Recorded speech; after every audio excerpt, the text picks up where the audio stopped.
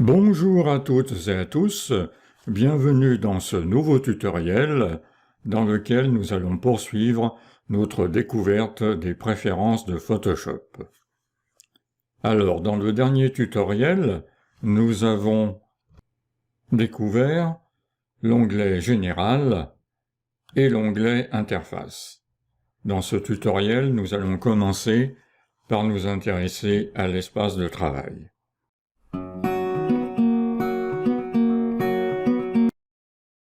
Alors là, deux groupes d'onglets, un groupe important qui s'appelle Options et un groupe qui contient qu'une option, si je puis dire, qui s'appelle Condenser.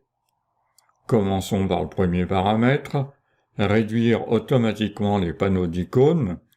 Ça veut dire quoi ça? Je vais le décocher d'abord et je vais vous montrer. C'est la meilleure façon de comprendre.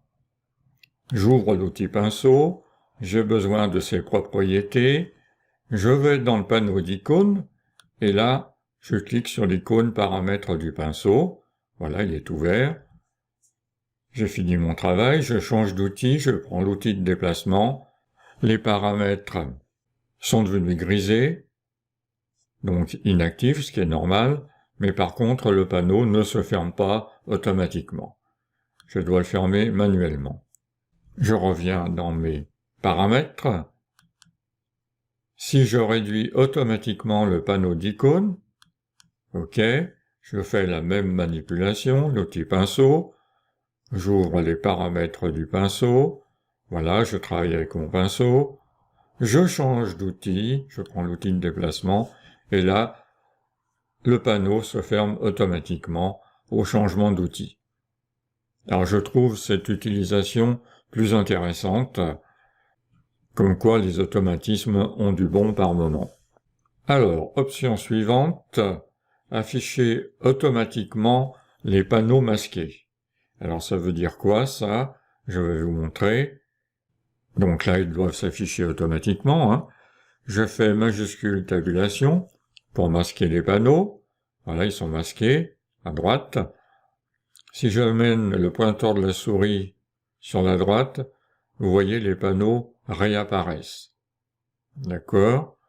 Au bout d'un moment, ils disparaissent si je les utilise pas. Je reviens dans mes paramètres. Si je désactive cette option, voilà, mes panneaux sont masqués, on est d'accord, je vais sur la droite et là, il ne se passe rien, les panneaux ne s'affichent plus. Voilà, je préfère les afficher automatiquement. Alors, option suivante, ouvrir les documents dans de nouveaux onglets. Alors, qu'est-ce qui se passe s'il est coché? Voilà, j'ouvre un nouveau document, ouvrir, par exemple ce fichier. Vous voyez, il s'est ouvert dans un nouvel onglet qui a été créé dans la fenêtre, dans la barre des onglets, si je puis dire. D'accord, on va le fermer. Si je décoche cette option, qu'est-ce qui va se passer? Le document ne va normalement pas s'ouvrir dans un nouvel onglet, mais dans une fenêtre flottante. Vous voyez? Donc, à vous de choisir ce qui vous intéresse le plus. Donc, personnellement, je préfère qu'il me crée des onglets, mais vous avez le choix. Alors, paramètre suivant, activer l'ancrage des fenêtres de documents flottantes. Alors, comment ça se passe? Je vais vous montrer. Déjà, on va ouvrir un nouveau document sous forme de fenêtre flottante. OK. Fichier, ouvrir. Par exemple, celui-ci.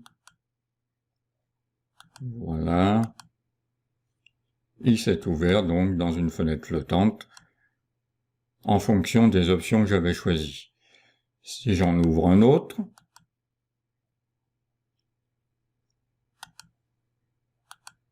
on est bien d'accord, il va également s'ouvrir dans une fenêtre flottante. Voilà. Je peux l'ancrer dans la fenêtre flottante du dessous.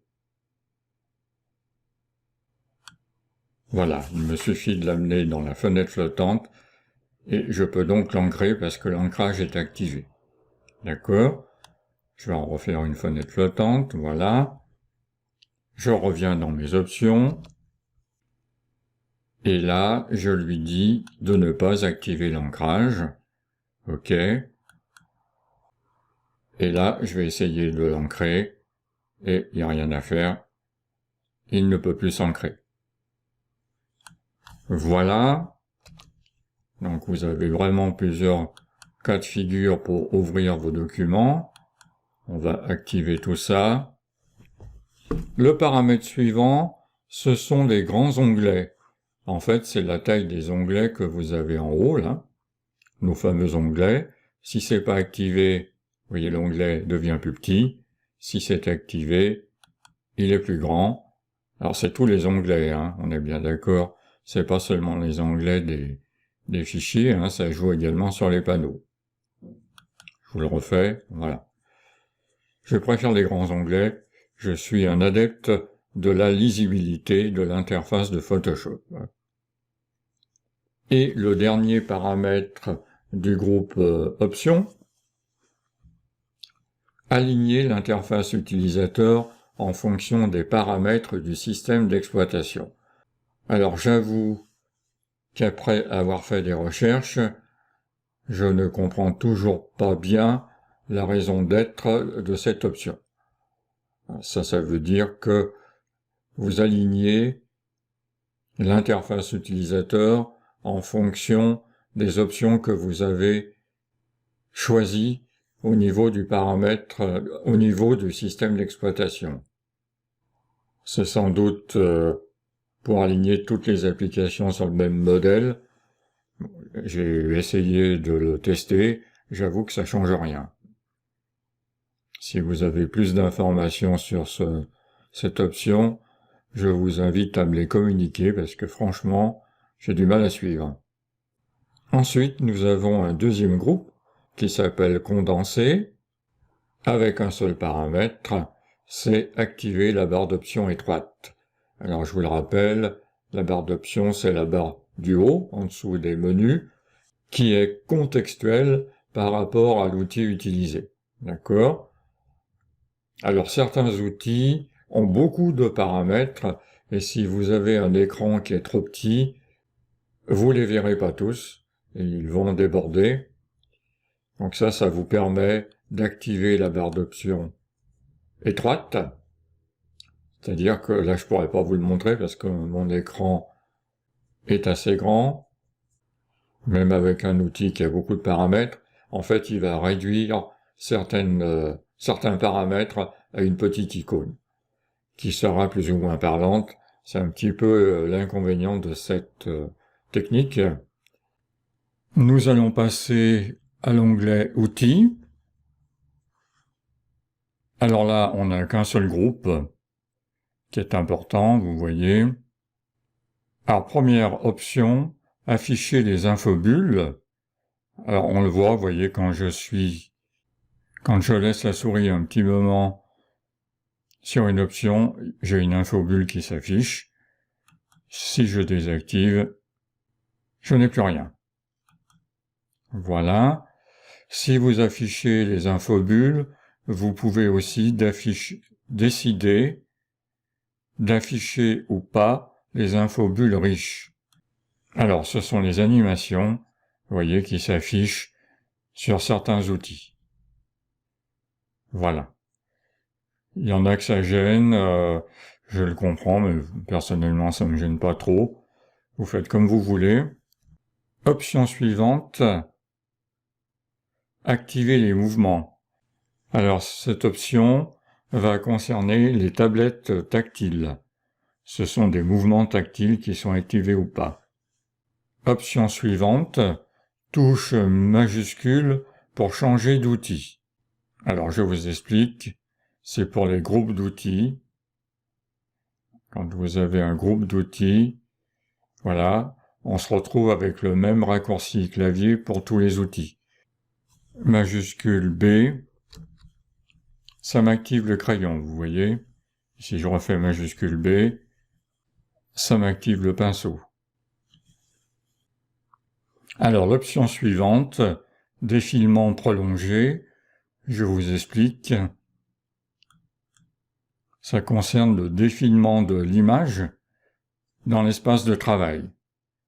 J'active l'outil main en appuyant sur la barre d'espace, vous voyez, et là, l'image, je ne peux pas la déplacer. D'accord? Je reviens dans mes options. J'active le défilement prolongé. OK. Outil main, et là, vous voyez, je peux déplacer l'image dans l'espace de travail. Personnellement, ça me gêne un peu, donc je ne l'active pas. Alors, l'option suivante, activer les panoramiques rapides. Voilà encore une option qui n'est pas évidente à comprendre. Je l'active avec le défilement prolongé, toujours coché. Non, plutôt je vais la désactiver d'abord pour vous montrer. OK. Je sais pas si ça va être évident avec la vidéo. Je pense que ça va pas être évident avec la vidéo, mais c'est pas grave, je vous montre quand même, on sait jamais. Vous voyez, si je déplace l'image dans mon espace de travail, ça saccade. Ça se déplace par saccade. Voilà, si j'active l'option, comme ceci, OK. Là, si je déplace l'image, vous voyez, j'ai une transition qui fait que c'est plus doux. Il y a une transition qui est calculée entre deux déplacements. C'est peut-être pas évident sur la vidéo du tuto, mais vous essayerez sur votre poste de travail. Alors, option suivante, cliquez 2 fois sur un masque de fusion pour lancer l'espace de travail sélectionné et masqué. Alors là, il faut vraiment expliquer toutes ces options. C'est vrai que c'est pas d'une évidence folle. Je vais vous montrer. Alors, je vais créer un calque avec un masque de fusion. Voilà. Si je clique 2 fois sur le masque de fusion, comme l'option est sélectionnée, ça me lance l'espace de travail, vous voyez, sélectionné et masqué, dans la totalité du panneau de gauche.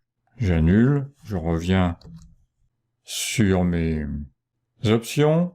Si je désélectionne cette option, si je clique 2 fois sur le masque de fusion, vous voyez, ça ouvre les propriétés et non pas l'espace de travail sélectionné et masqué. Là, il faut que je fasse une autre manipulation. Voilà, qui est sans doute plus clair que l'option brute de fonderie. Alors ça, j'aime bien le faire, donc je vais l'activer. Alors, option suivante, varier la dureté du pinceau arrondi en fonction du mouvement vertical. Là aussi, c'est bien de le montrer. Voilà. Lorsque je fais le raccourci clavier, alors je prenne le pinceau, raccourci clavier, Alt, clic droit enfoncé. Lorsque je vais de gauche à droite ou de droite à gauche, ça fait varier le diamètre de l'outil. D'accord? Par contre, si je vais dans le sens vertical, vous voyez, c'est la dureté qui va varier. D'accord? Ça, c'est parce que j'ai coché l'option. Si je décoche l'option, comme ceci, qu'est-ce qui va se passer? Alt, clic droit. Eh bien, j'ai plus la dureté. Alors, j'ai toujours la possibilité de faire varier le diamètre, la taille. Mais par contre, le mouvement vertical va faire varier l'opacité. Alors, à vous de choisir. Personnellement, je préfère faire varier la dureté. Donc, je coche l'option. Alors, option suivante, utiliser les touches fléchées pour faire pivoter la pointe du pinceau. Alors, voilà encore quelque chose qui n'est pas clair. Alors, c'est coché là. Vous allez voir ce qui se passe. Lorsque j'utilise le pinceau, voilà, je l'ai là. Je vais dans les propriétés, dans les paramètres du pinceau, et lorsque je bouge les touches fléchées à droite ou à gauche, ça va faire varier, vous voyez, c'est l'angle qu'il faut regarder. Vous voyez, je fais varier l'angle du pinceau. Je reviens dans mes options, et si ce n'est pas coché, bien évidemment, les touches fléchées sont inactives, je ne vous montre pas, ça vaut pas le coup. Option suivante, ouf, pour une fois c'est clair, magnétiser les outils vectoriels et les transformations à la grille de pixels. Ça veut dire que vous allez activer un magnétisme lorsque vous utilisez des outils vectoriels, tels que la plume par exemple, et les transformations à la grille des pixels. Alors vous faites ou pas, c'est à vous de choisir, ça dépend du travail que vous êtes en train de faire, je pense. Alors l'option suivante, ça consiste à afficher ou pas le point de référence lors de l'utilisation de transformation. Alors je vais vous expliquer ça. Là on affiche, ok.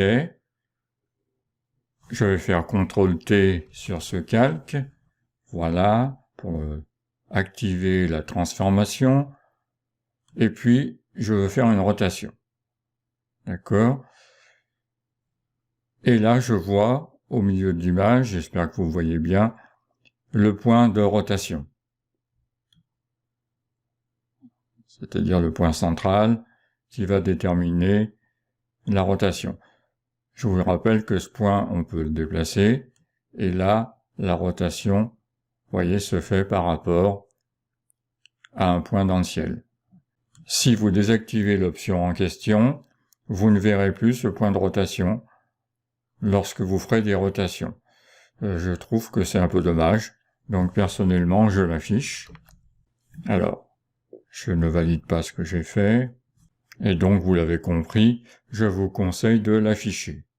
Toujours pour les transformations, l'option suivante, c'est l'endroit où vous allez afficher les valeurs de transformation. Alors c'est soit en haut à droite, soit jamais, soit en haut à gauche, soit en bas à gauche, soit en bas à droite. On va laisser en haut à droite, ok.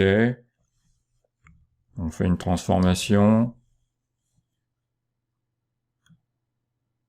Et vous voyez la valeur de la transformation, hein, dans la petite fenêtre noire, s'affiche en haut à droite comme je l'ai demandé. Et puis, sur la droite, nous allons trouver une série d'options qui intéressent en fait le zoom. Alors, première option, zoom avec molette de défilement. C'est tout simple, si vous l'activez, le zoom se fera à travers la molette de votre souris, et je trouve cela très pratique personnellement. Option suivante, zoom animé. Alors, je vais vous montrer. Ok. Je dézoome avec la molette de la souris. Et vous voyez, c'est assez fluide si l'option est cochée. Je décoche l'option. OK. Et là, vous voyez, c'est beaucoup plus saccadé. En fait, il n'y a pas de transition entre deux positions. Voilà. On va le cocher, c'est plus agréable. Alors, attention, ces options qui concernent les mouvements, donc le zoom animé, les panoramiques rapides, le défilement prolongé, tout ceci fait appel à une carte graphique qui supporte l'OpenGL. Si vous n'avez pas cette fonctionnalité, vous ne pouvez pas activer ces options relatives au mouvement. Mais la plupart des cartes graphiques modernes supportent l'OpenGL. Alors, option suivante, fenêtre redimensionnée par zoom. Alors ça va concerner les fenêtres flottantes. Là, il n'est pas coché. Je fais OK. Je vais faire une fenêtre flottante de l'image qui est affichée. Voilà. Et là, ça concerne l'outil zoom. Donc je prends la loupe. Et là, vous voyez, si je dézoome, ou bien si je zoome, c'est uniquement l'image qui est redimensionnée, pas la fenêtre. Je reviens dans mes options. Je coche redimensionner les fenêtres par zoom. Et là, vous voyez que c'est la fenêtre et l'image en même temps qui sont redimensionnés par le zoom. Voilà. Et enfin, la dernière option des outils, centrer l'emplacement du clic. Ça veut dire qu'avec l'outil Zoom, vous allez centrer l'image à l'emplacement du clic ou pas. Je vais vous montrer. Là, c'est pas coché. Voilà, on va dézoomer un peu. J'ai l'outil Zoom. Et là, je clique, par exemple, ici dans le ciel.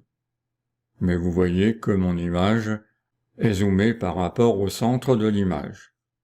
D'accord? Je reviens dans les options. Je clique sur centrer à l'emplacement du clic. OK. Et là, je reclique dans mon ciel. Et vous voyez, c'est centré par rapport à l'emplacement du clic. Avec l'outil Zoom, hein, je le répète. Voilà. Voilà en ce qui concerne l'onglet Outils. Passons à l'onglet suivant, Journal de l'historique. Alors là, c'est assez simple. Ça concerne la journalisation de toutes les opérations que vous allez faire pendant votre photomontage, soit dans, alors je vais l'activer, soit dans des métadonnées du fichier, soit dans un fichier texte, auquel cas il vous demande d'aller le choisir, soit dans les deux. Et ça va se passer par session, de manière concise ou de manière détaillée. Alors ça concerne plutôt les graphistes professionnels qui ont besoin de justifier du travail accompli au moment de la facturation de leurs travaux. Et ce n'est pas l'historique tel qu'il est dans Photoshop, d'accord, mais c'est bien une journalisation de l'historique concis ou détaillé à travers un emplacement éditable pour le client. Alors ça ne nous concerne peut-être pas, nous, modestes amateurs. Voilà donc dans ce tutoriel que nous allons arrêter là, mais ne vous inquiétez pas, ou inquiétez-vous plutôt, je ne sais pas ce qu'il faut dire. Nous sommes loin d'avoir terminé les préférences, il y en a énormément. Dans ce tutoriel, nous avons vu l'onglet espace de travail. Nous avons vu, alors il y en a beaucoup aussi, nous avons vu l'onglet outils, rempli d'options qui nécessitent vraiment une explication, et puis le journal de l'historique. Nous poursuivrons notre découverte des préférences dans le tutoriel suivant.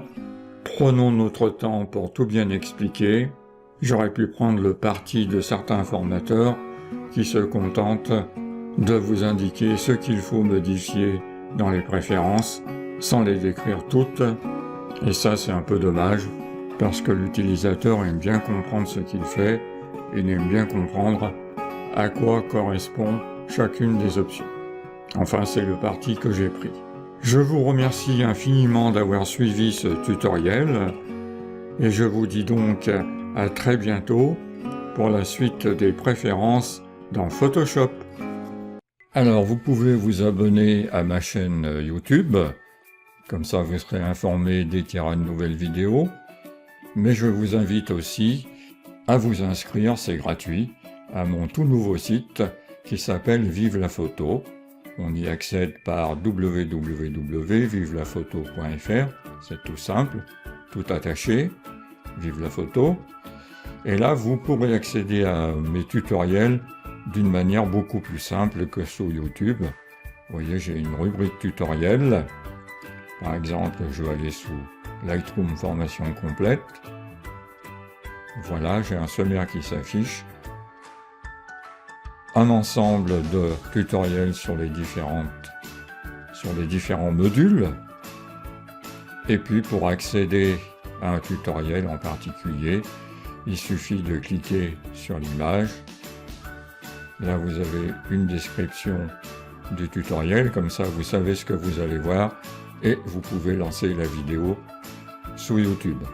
Voilà, et en plus, vous avez la possibilité de poser des questions à travers mon forum. Vous voyez, vous allez dans la rubrique tutoriel, et si vous avez une question particulière sur un tutoriel, vous allez dans la rubrique Lightroom par exemple, et vous posez votre question, et j'y réponds volontiers et avec grand plaisir. Je vous dis donc à très bientôt sur YouTube ou sur mon site personnel Vive la photo.